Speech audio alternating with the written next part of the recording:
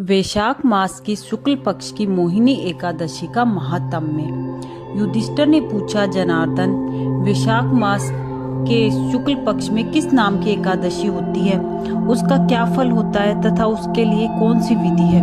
भगवान श्री कृष्ण बोले, महाराज, पूर्व काल में परम बुद्धिमान श्री रामचंद्र जी ने महर्षि वशिष्ठ से ये बात पूछी थी जिसे आज तुम मुझसे पूछ रहे हो। श्री राम ने कहा, भगवान, जो समस्त पापों का क्षय तथा सब प्रकार के दुखों का निवारण करने वाला व्रतों में उत्तम व्रत हो, उसे मैं सुनना चाहता हूँ। वशिष्ठ जी बोले, श्री राम, तुमने बहुत उत्तम बात पूछी है।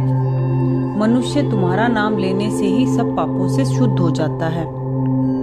लोगों के हित की इच्छा से मैं पवित्रों में पवित्र उत्तम व्रत का वर्णन करूंगा। वैशाख मास के शुक्ल पक्ष में जो एकादशी होती है उसका नाम मोहिनी है।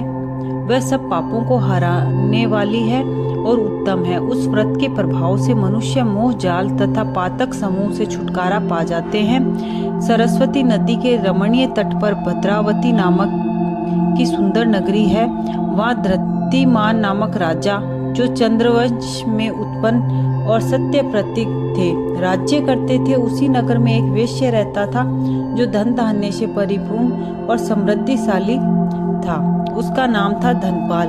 वह सदा पुण्य कर्म में ही लगा रहता था। दूसरों के लिए कुआं, मठ, बगीचा, पोखरा और घर बनवाया करता था। भगवान श्री विष्णु की भक्ति में उसका हार्दिक अनुराग था। वह सदा शांत रहता था।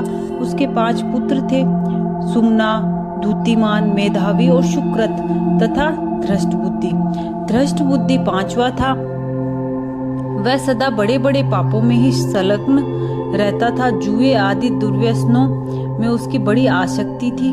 वह वेश्याओं से मिलने के लिए ललायित रहता था। उसकी बुद्धि न तो देवताओं के पूजन में लगती थी और न पितरों तथा ब्राह्मणों के सत्कार में। वह दुष्टात्मा अन्याय के मार्ग पर चलकर पिता का धन बर्बाद किया करता था। एक दिन वह वेश्या के गले में बांह डाले चौराहे पर घूमता देखा गया।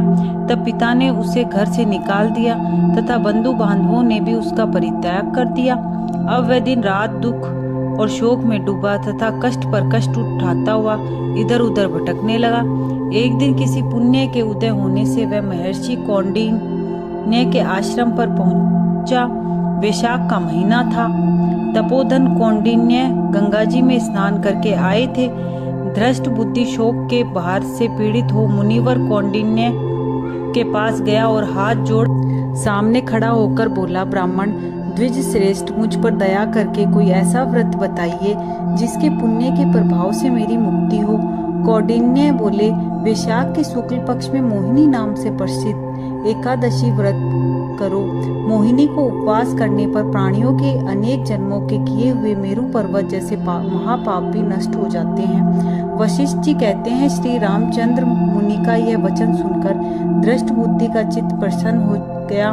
उसने कौंडिन्य के उपदेश से विधि पूर्वक मोहिनी एकादशी का व्रत किया। नृपश्रेष्ठ, इस व्रत के करने से वह निष्पाप हो गया और दिव्य देह धारण कर गरुड़ पर आरूढ़ हो सब प्रकार के उपद्रवों से रहित श्री विष्णु धाम को चला गया।